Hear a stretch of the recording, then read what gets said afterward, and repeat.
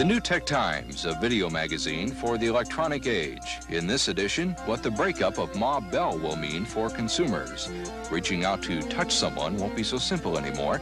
We'll show you the choices. Also this week, a story about video pirates. They've got the movie industry up in arms. Those stories, plus a video game review and a commentary. All in this week's New Tech Times. The New Tech Times is brought to you through a grant from the Friends of WHA-TV and Wausau Insurance Companies. Times change, Wausau works.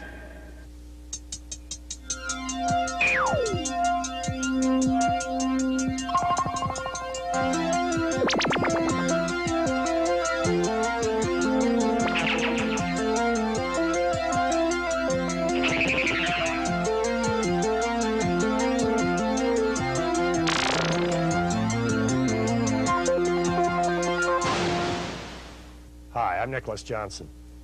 The new electronics technology has a way of shaking established institutions to their very foundations. Take this video cassette recorder, for example. You can use it to play pre-recorded tapes onto your television screen or to make videotapes of your kids. But the same device will also make copies of movies and television programs from your TV set. That radically alters our relationship to television, because until now, network executives were programming our lives as well as their TV stations. And what a liberating feeling it is to now have a machine to watch television for us. But the Constitution says creative people are to be protected by controlling who copies their works. And that's the rub, because a video cassette recorder can't be controlled. And it's made possible an activity the film industry calls video piracy. And these so-called pirates have that industry on the run.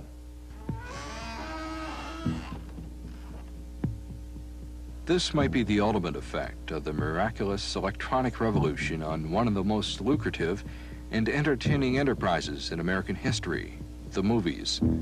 No lights, no cameras, no action, and no more of your favorite films.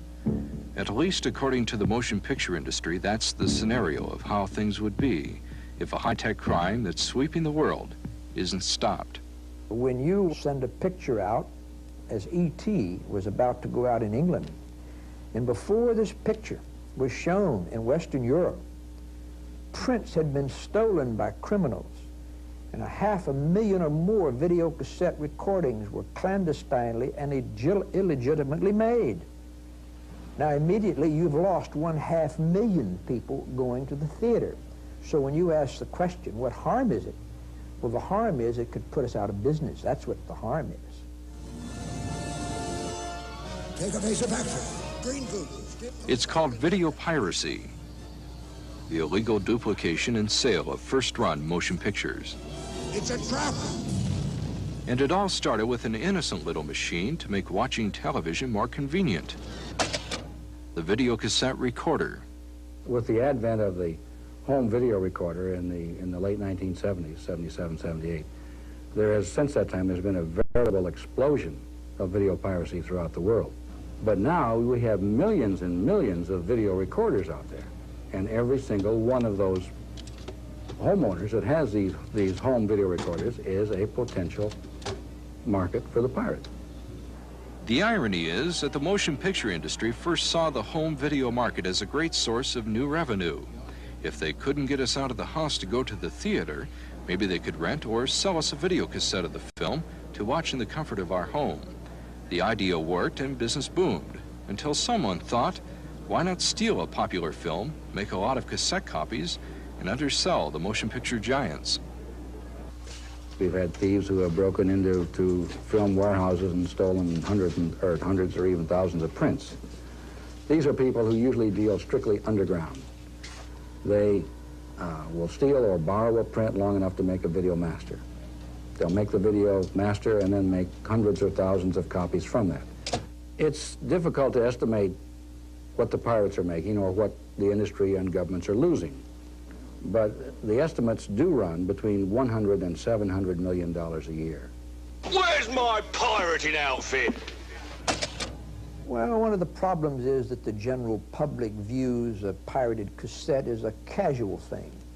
And yet if somebody came to your house and said, I have an automobile that's just been stolen and would you like to buy it, you would think twice.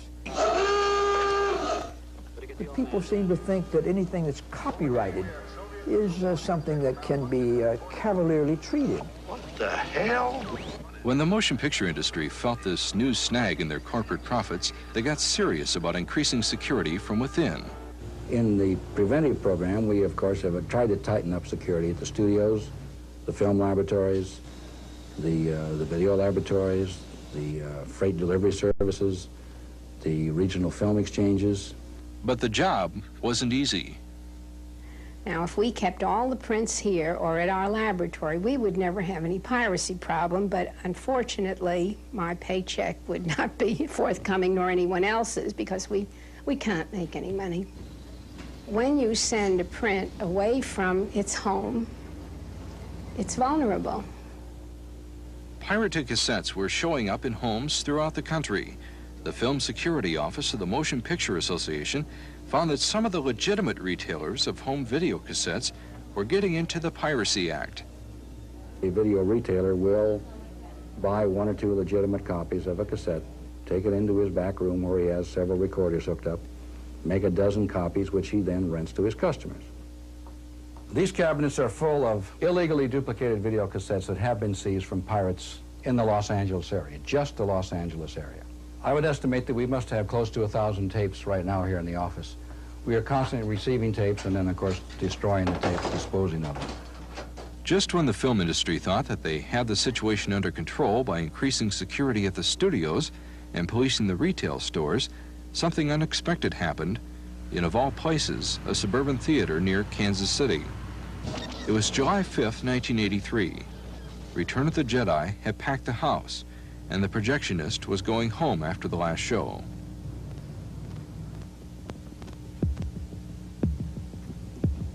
Hey, back in the theater. Now.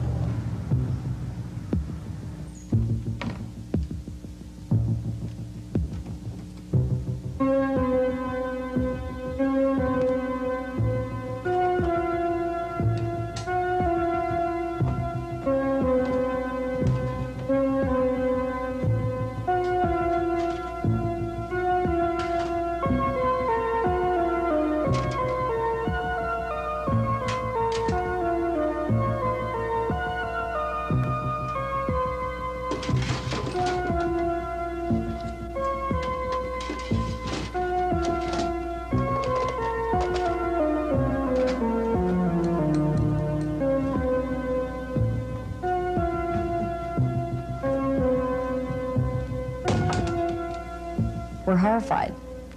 We're concerned that people will go to such lengths that they will endanger the lives of other people in order to try and make a profit off of stealing film. It was the first armed robbery of a film in theater history. The Film Security Office went to their computers to search for a suspect from among known video pirates. The FBI went into action to catch the robber of a federally copyrighted work, and Jack Valenti was angry. Criminals are going into this business because it is relatively low risk and high profit. We aim to make it very high risk, and we want to hang them by their heels all over the world. On July 22nd, an 18-year-old suspect was arrested for trying to sell the Jedi film to a Kansas City video store owner for $10,000. In the long-range best interest of the consumer, piracy must be stamped out, because if it isn't, pretty soon, people aren't going to invest large sums of money in the production of quality visual entertainment. People won't be involved in its distribution or marketing. In the long run, either the price of what the consumer pays will go up, or there will be a diminution in the supply of programming that he gets. Video piracy, the high-tech potential for big profits, has led to big headaches for the film industry. Is operating a video cassette recorder in your home the legal equivalent of stealing a film at gunpoint? Well, that's what the industry argued to the Supreme Court in the famous Betamax case. There are many sides to the video recorder story we'll be bringing you from time to time, not the least of which is, what do you do with one of these gadgets once you get it home? Here's guest commentator Herb Gould's suggestion. I've got these questions about video recorders. The instruction manual was longer than Shogun. So what am I supposed to do with a 14-day programmable video recorder when TV Guide only comes out once a week? And the other thing is, once you've made a tape, what are you supposed to do with it? I mean, you watch it and then what? How do you decide which ones you're going to keep? Well, there are classics, and I'll hang on to those forever. I really dig my Stones tape. I just love to get down with Fred and Wilma. You know, some people edit out the commercials when they tape programs, but I think I've found a better system. Can I get technical here for a minute? I prefer to edit out the programs. If Herb Gould is troubled by video recorders, just wait till he finds out what's happening at the phone company. AT&T takes in more money each year than the gross national product of most countries in the United Nations. It controlled the whole system: phones, cables, switches, and satellites. You could quickly get a black phone, a dial tone, and cheap local service. And if anything went wrong, you knew whose fault it was. But all that's changing. In the name of competition and deregulation, alternative long-distance companies can now offer cut rates, in part because they don't have to provide all the high-cost services Bell does. The result is that your local bill may double or triple, and who knows where we'll turn for service. It all used to be so much simpler.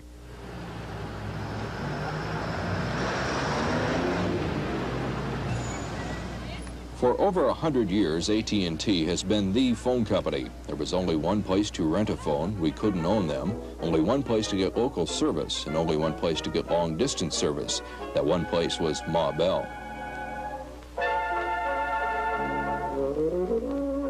If you go back to the beginning, you had Western Union and AT&T, both providing local phone service. Western Union, and probably one of the great corporate mistakes of all time, decided that the telegraph was going to be the way to go, and AT&T decided that the telephone was the way to go. So rather than having regulation come in, it simply said, we've now gotten to a point where we're a monopoly. We love regulation because it guarantees profits, it closes out all competitors, and it allows the system to continue to operate with no interference.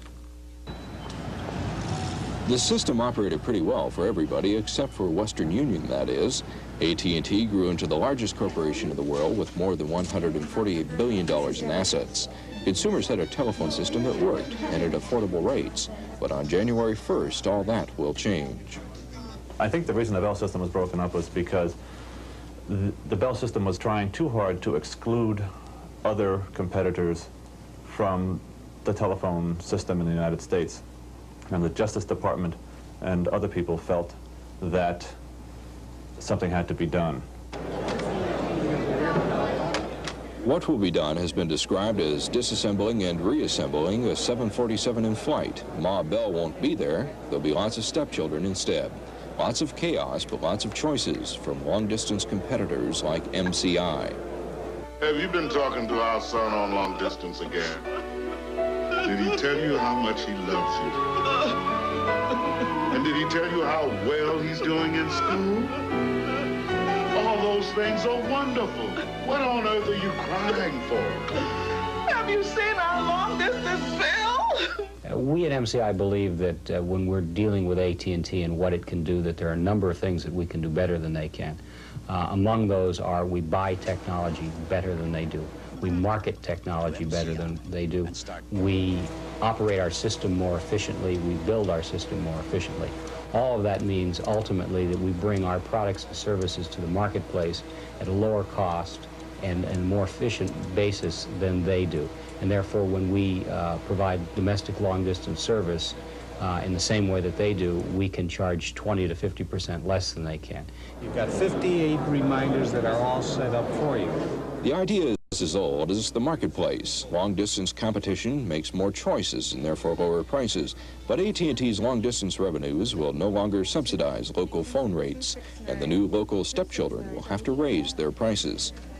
Well, when you say local phone rates will go up, I'd like to sort of put that in context.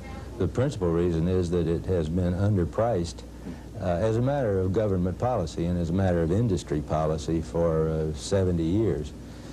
And it has been subsidized to some extent by long-distance rates, and to some extent, in some places, by equipment rentals. There are three great myths in this world. One was that the Earth is flat, two, that the sun went around the Earth, and the third, that long-distance subsidized local rates. Consumer advocate Sam Simon and other telephone company critics argue that there was no real subsidy, but simply paper transactions, all within one big company.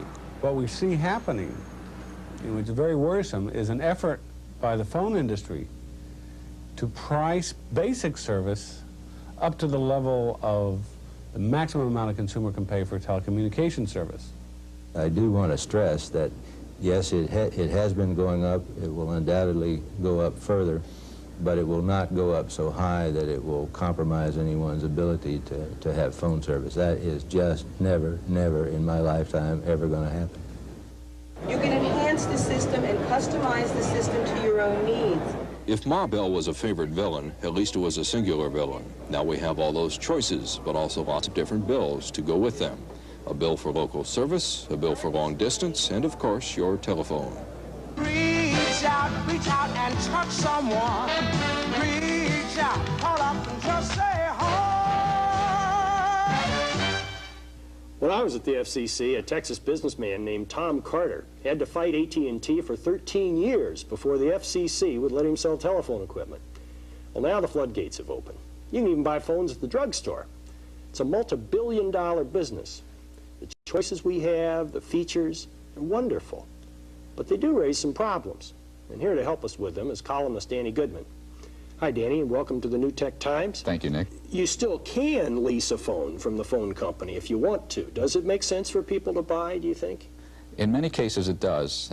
If you maintain a phone over a long period of time, keep it in the house, even if you're paying over only $1, $1.50 a month, a leasing charge on a telephone, that can add up over 5 and 10 years to maybe $120, $200. On the other hand, leasing of any equipment does permit you to trade up and get the most up-to-date model without the expense of the capital investment. Although in many cases, when you trade up, you're also going up into more expensive phones, more expensive to lease. Yeah, well, that's for sure. Well, what is some of this that's here that's available to the consumer today? For example, these telephones here represent some of the alternatives available to consumers today in telephones. The standard issue desk telephone that you can find from your local phone company will last 10 years or then some, and not have any kind of maintenance problem. A one-piece telephone such as this may not last 10 years, and that's one of the choices you have.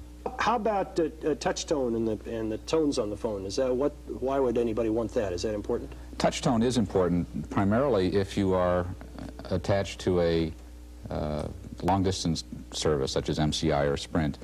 They require that you have the tones come through the telephone. I see. Or for computers, I suppose that might be helpful too. Yes. If you are out in the market shopping, do you have some suggestions for our viewers? What should they do as they go into this wondrous, confusing world for the first time? Well, it's really quite simple. There are just a few tips. First, establish a budget as to how much you want to spend for a phone or for your household of phones. Quite typically, if you take your monthly leasing charge and multiply that times 24 months or 2 years, anything you spend under that will be quite a savings to your telephone budget. I see. Next, start going out to stores that carry telephones, and most of them should allow you to make a local telephone call to try out a device. Call someone who you know, who you talk to frequently, who knows your voice, whose voice you know, and judge the voice quality at both ends. It's a good, sensible suggestion. Anything else?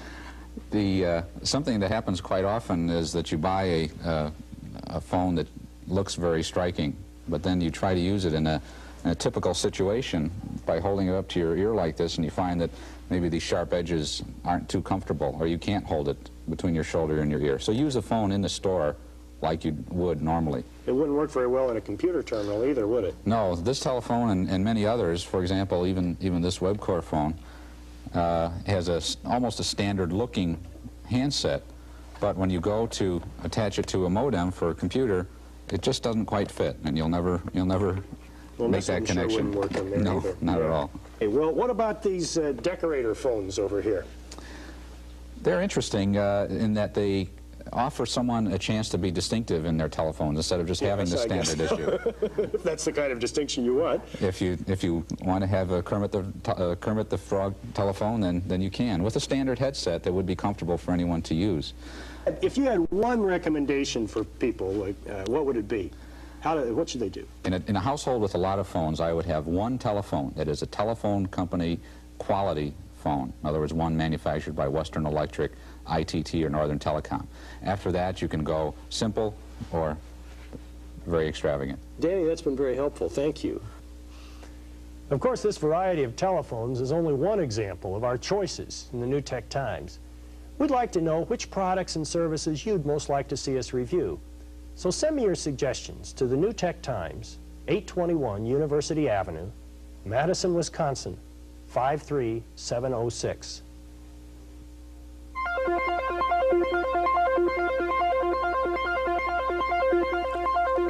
By now, you know this program is not just about mysterious black boxes trimmed in chrome. It's about people, the people caught up in the New Tech Times. And I'd like to share with you some of those I meet as I lecture and travel the country. At an Aspen Communications Conference, I was charmed by Gregory Harper, a brilliant communications expert and international businessman. From a conference center surrounded by mountains and sagebrush, Greg was using his own portable equipment to send articles to his New York office computer, telexes to Belgium, use an electronic phone book in Paris, and library in Miami. You wonder what his home must look like? Well, so did I. Here's this week's profile. 108 pounds.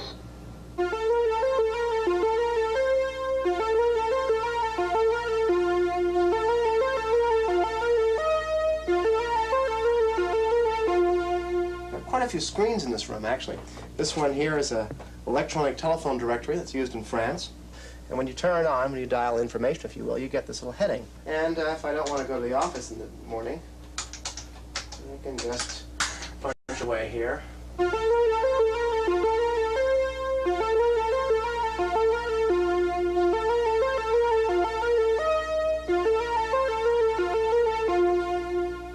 And on my screen it says hello, select one, and I'm now going to connect myself to Homebase.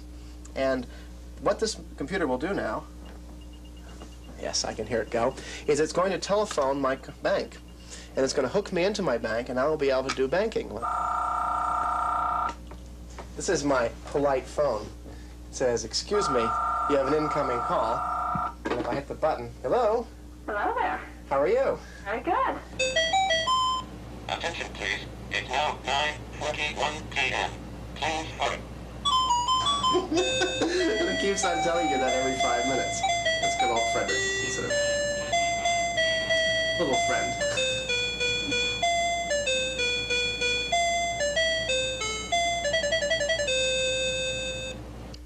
If you know people like Gregory Harper, let me know. We'd like to profile them on a future show. Of course, Greg also likes video games. But keeping such enthusiasts satisfied is creating problems for the manufacturers.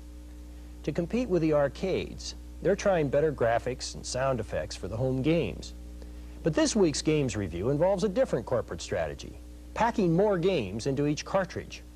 Here's Dan Gutman, editor of Computer Games, and syndicated columnist Michael Blanchet. Last year, Activision game designer David Crane gave us Pitfall, which was one of the most successful video games of 1982.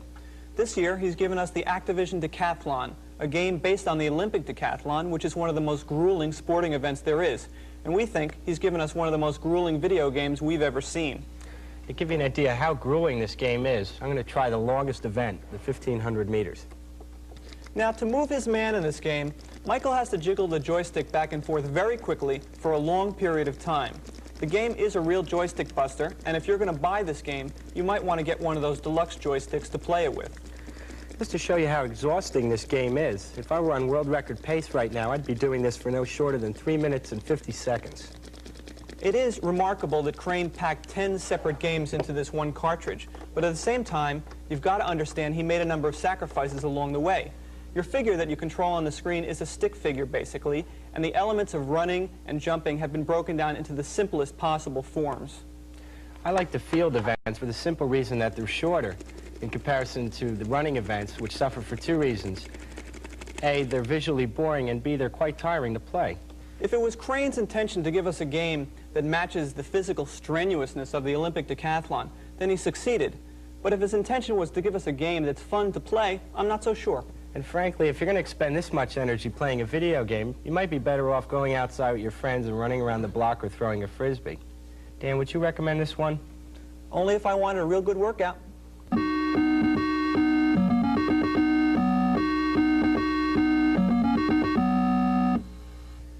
From telephones to video games. That's what the New Tech Times is all about. We have moved as a people from the agricultural age through the industrial age to today's information age. Information is 1/2 our gross national product, 1/2 of our workforce.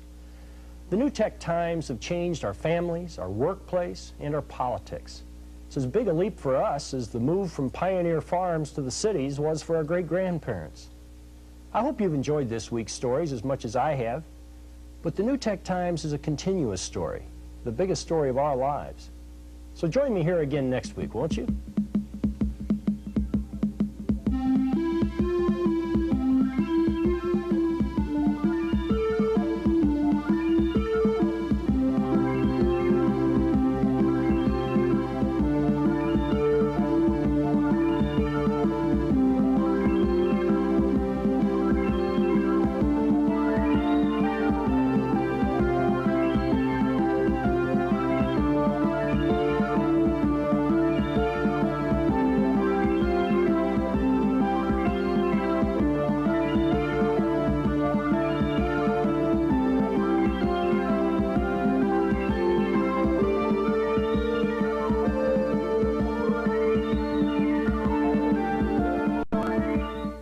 The New Tech Times has been brought to you through a grant from the Friends of WHA-TV and Wausau Insurance Companies.